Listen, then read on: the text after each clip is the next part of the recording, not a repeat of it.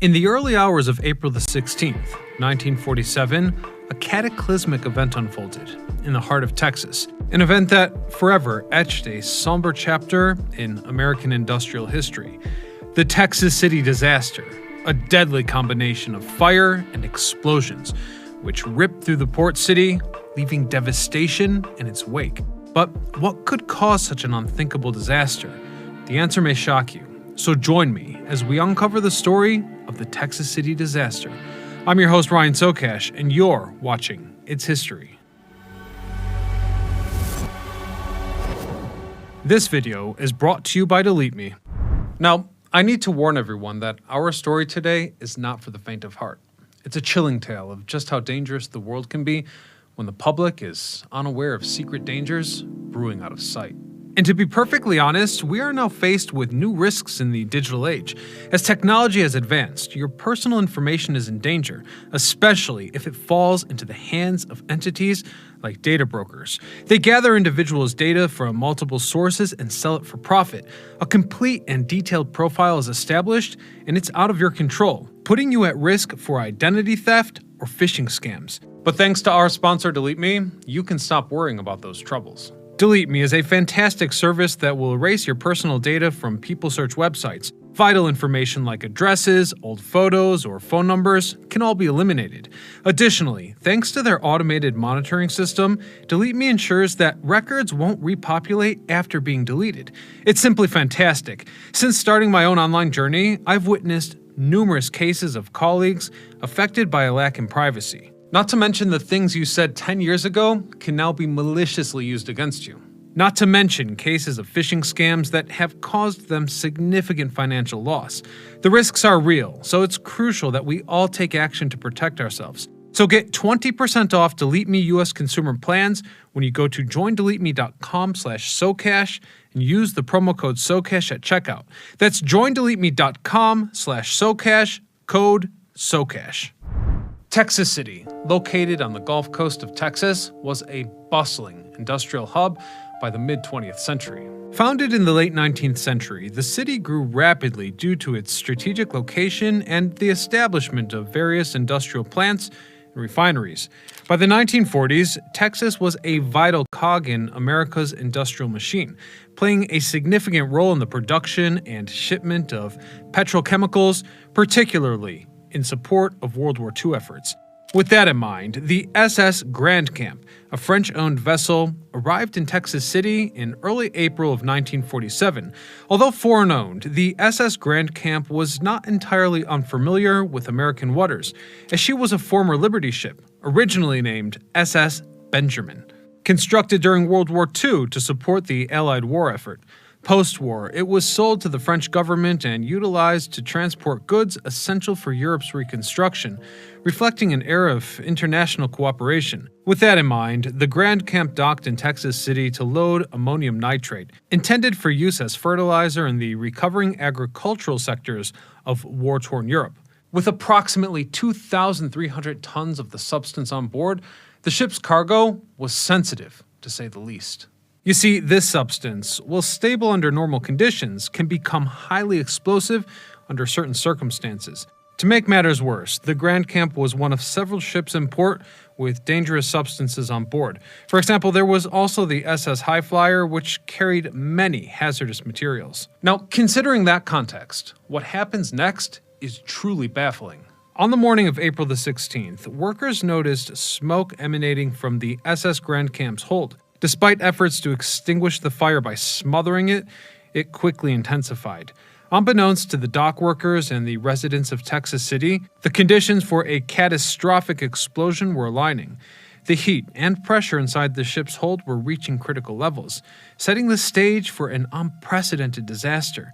As the flames danced ominously, the fate of Texas City hung in a precarious balance, with an impending catastrophe lurking just beneath the surface. And so it was. The stage was set for one of the deadliest industrial accidents in American history, and the clock was ticking down to a moment that would forever alter the course of the city's future. April the 16th, 1947 was a seemingly ordinary Wednesday in the bustling port city. However, trouble began aboard the SS Grand Camp, which was docked at Pier D. The ship was nearing the completion of loading its dangerous cargo when, around 8 a.m., smoke began billowing from the hold. Now, initially, the captain ordered the crew to smother that fire by closing all ventilation access, but in a crucial error, opting against the use of fire hoses or sprinklers as he feared damaging the cargo with water. Hence, as the morning wore on, the fire raged, unchecked, steadily heating the chemicals on board. By 9:12 a.m., the temperature inside the hold reached a critical point, and disaster struck. A massive detonation rippled through the ship, shattering both the vessel as well as the mooring.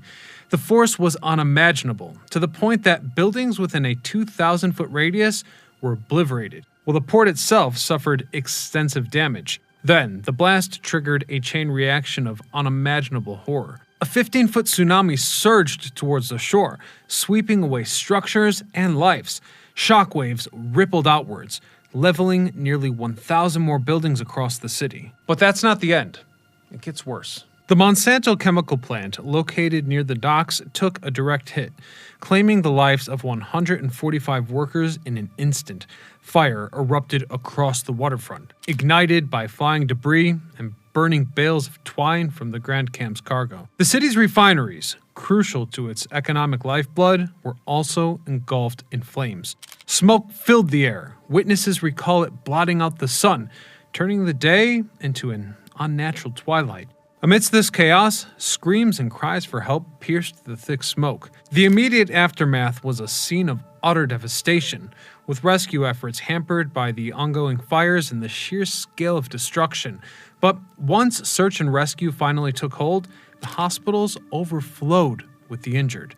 Some of the deaths and damage in Texas City were due to the destruction and subsequent burning of several chemical plants, oil storage, and other facilities near the explosion. 27 of the 28 members of Texas City's Volunteer Fire Department and 3 of 4 members of the Texas City Heights Volunteer Fire Department heroically lost their lives as they were battling the flames down by the docks. One firefighter, Fred Dowdy, who had not responded to the initial call, coordinated other firefighters arriving from communities up to 60 miles away. Alvin Fussell, the sole survivor of the Heights volunteer firefighters, was driving to work when he heard the call on the radio. Eventually, 200 firefighters arrived from as far away as Los Angeles.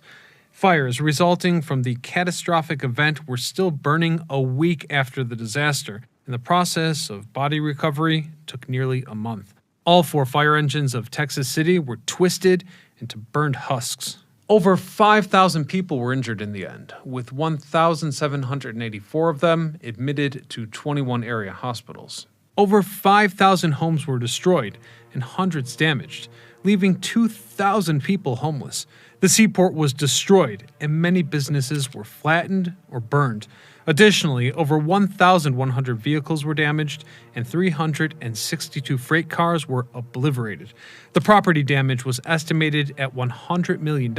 However, this number may not encompass the full scope of damage since a further $500 million of oil products burned. The disaster's impact wasn't confined to physical destruction. The city's spirit was broken. Homes were gone, families torn apart, and livelihoods vanished instantly. Naturally, fear and grief gripped the survivors, unsure of what the future held. The once bustling port was now a desolate wasteland. So in the wake of the disaster, questions arose. Primarily, people were asking, how could such a tragedy even have been allowed to happen? The investigation into the Texas City disaster revealed a domino effect of failures that culminated in the horrific explosion. The cause of the initial fire on board Grand Camp was never determined. However, one theory is that a discarded cigarette may have started the blaze the previous day, meaning the ship's cargo had been smoldering through the night when the fire was discovered the next morning. Historian Hugh Stevens later identified human error as the cause and cites numerous reasons why a minor fire became such a severe incident. Hence, the initial fire on board the Grand Camp was undoubtedly the catalyst but the disaster stemmed from a deeper disregard for safety protocols. The sensitive cargo storage and handling didn't adhere to proper regulations, which were generally lax at the time. The crew's decision to avoid water to extinguish the flames further exacerbated the situation, as water is crucial for controlling fires involving this volatile material. But beyond the immediate events on the ship, the entire port lacked essential safety measures. Firewalls designed to prevent fires from spreading were absent, and designated storage areas for hazardous materials were inadequate.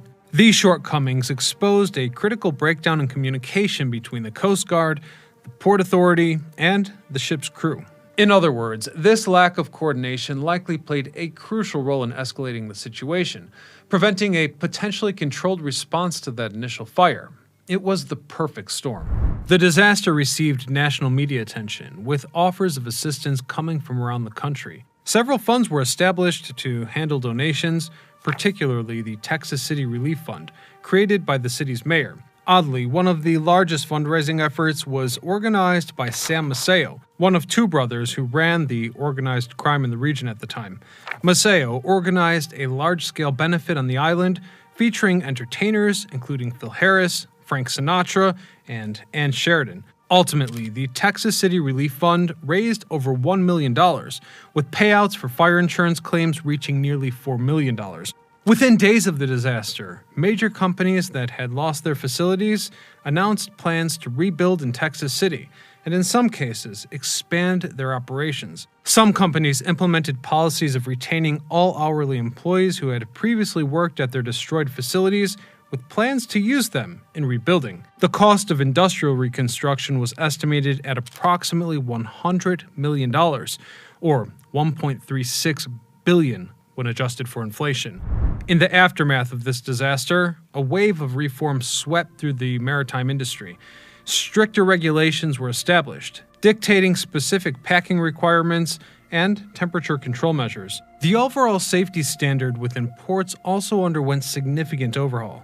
Fire prevention became a top priority, with firewalls becoming mandatory and designated storage areas for hazardous materials implemented. Additionally, oversight by agencies like the Coast Guard was significantly increased, with stricter inspections and rigorous enforcement of safety regulations becoming the norm. The Texas City disaster serves as a stark reminder of the devastating consequences that can arise from neglecting safety protocols. But beyond the regulatory framework this disaster left behind, there is still some physical evidence. You just need to know where to look.